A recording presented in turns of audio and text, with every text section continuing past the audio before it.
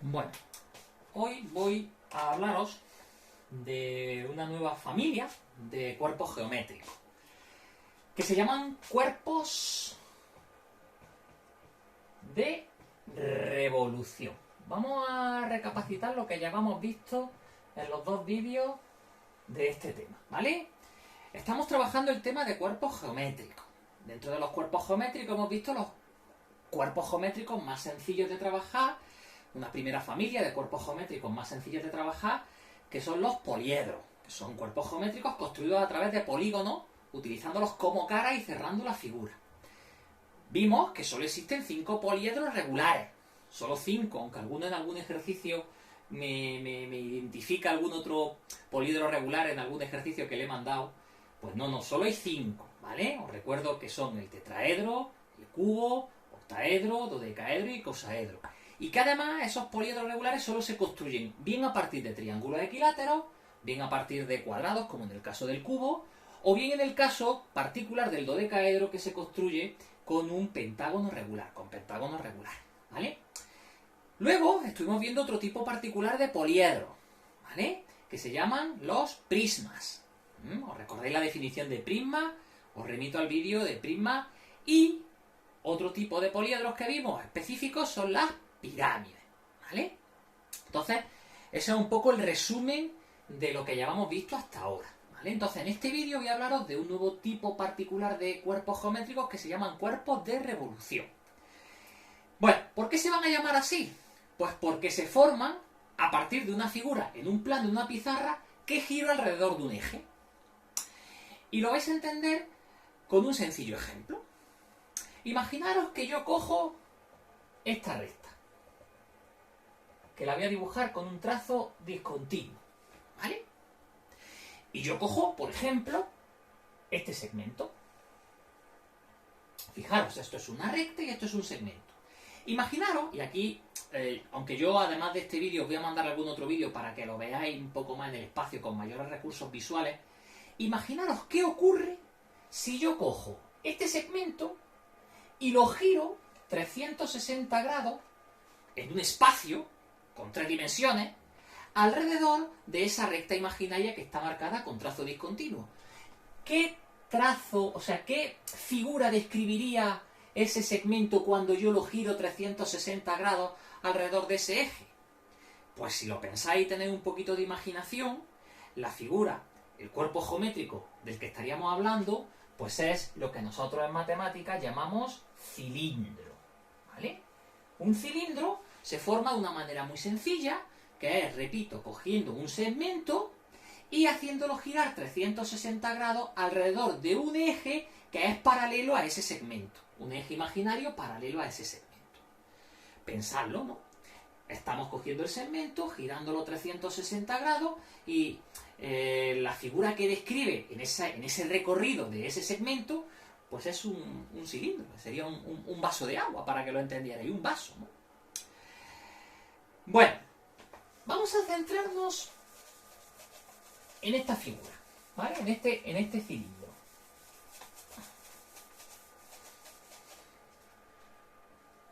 Cuando dibujamos un cilindro, que es la figura que resulta de hacer lo que he dicho anteriormente, pues nosotros vamos a distinguir pues 2 partes. Fijaros que en cierto modo se parece un poco a un prisma, en el sentido de que tiene 2 bases, ¿no? Tendría 2 bases que serían una base superior y una base inferior, que son iguales. En este caso, las dos bases son dos bases que son pues 2 circunferencias, ¿no? Bases circulares, ¿no? Bases que son 2 circunferencias. Importante en esas 2 circunferencias conocer el radio, ¿vale? Un elemento fundamental a la hora de describir un cilindro es el radio de una de las 2 circunferencias que forman las bases, ¿vale? Luego tenemos un cuerpo central, ¿vale? Donde es muy importante conocer pues lo que es la altura del cuerpo central, que fijaros que en este caso sería la distancia entre los 2 centros de las bases. Esta sería la altura. Mucha gente también describe la altura como la distancia entre las 2 bases, ¿no? como la longitud de este segmento. De hecho, cuando yo cojo el segmento que os he dicho antes y lo giro alrededor de un eje paralelo a él, 360 grados, lo que es la altura no es ni más ni menos que la propia longitud del segmento que estoy girando alrededor de ese eje de giro, ¿no? Esa sería la altura, ¿no?, del cilindro. Entonces, para describir un cilindro, fundamental, repito, conocer el radio o el diámetro de las dos bases y la altura de ese cilindro. Ese sería el primer cuerpo de revolución que os vais a encontrar en vuestro libro de texto cuando lo miréis. El segundo tipo de cuerpo de revolución que voy a describirlo, no voy a decir el nombre, pero vosotros lo vais a imaginar cuando lo haga, cuando veáis el vídeo. Imaginaros, se forma muy parecido al cilindro.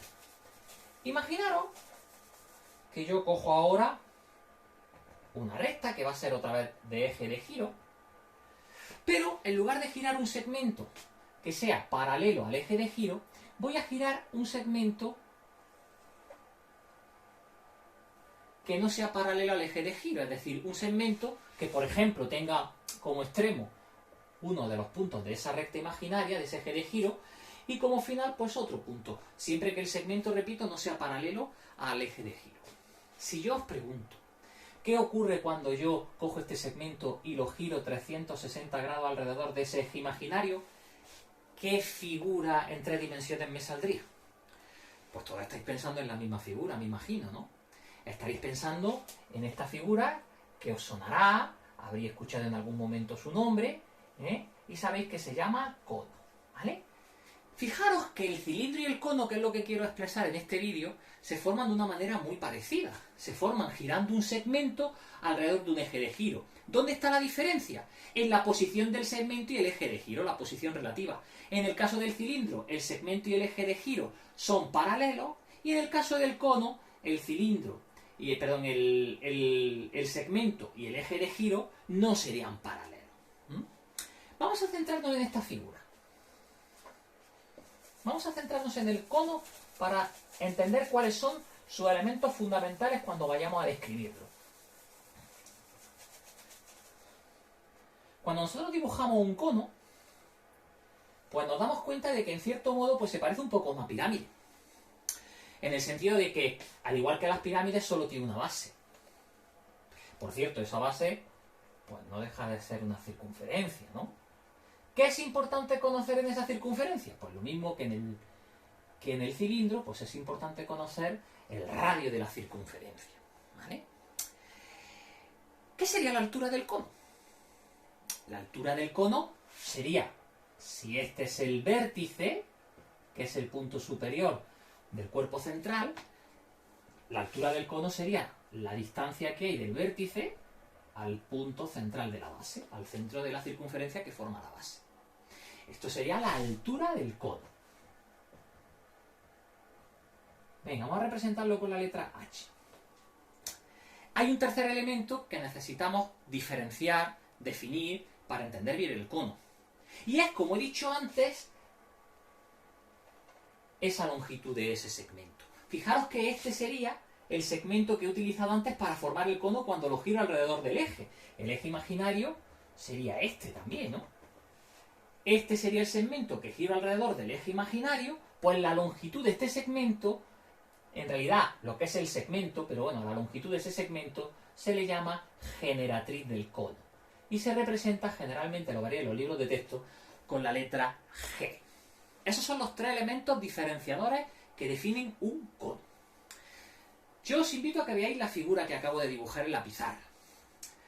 Vamos a ver el radio, vamos a ver la altura y vamos a ver la generatriz del cono. ¿Veis algo que os suene en esa figura? Creo que sí, ¿no? Veréis un triángulo rectángulo, ¿no? Vemos, si yo saco esta figura fuera del contexto, ese dibujo plano fuera del contexto, veré aquí la altura, un triángulo rectángulo, aquí sería el ángulo recto, que sería este, esta sería la altura, este cateto sería la altura, la hipotenusa sería la generatriz y el otro cateto sería el radio. ¿Qué ocurre en todo triángulo rectángulo? Que siempre se cumple el teorema de Pitágoras. ¿Qué nos diría el teorema de Pitágoras cuando yo lo aplicara en este triángulo? Pues nos diría que el cuadrado de la hipotenusa, que sería el cuadrado de la generatriz, es siempre igual a la suma de los cuadrados de los dos catetos, que serían en este caso el cuadrado de la altura más el cuadrado del radio del cono. Esta expresión conviene que la tengáis siempre muy presente.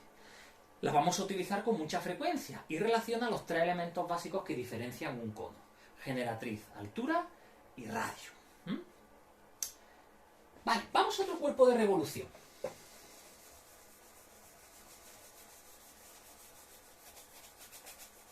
Este también os va a sonar. Imaginaros que yo tengo una circunferencia, ¿vale?